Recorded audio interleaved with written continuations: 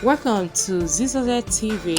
Kindly subscribe, share, and like for latest updates and news.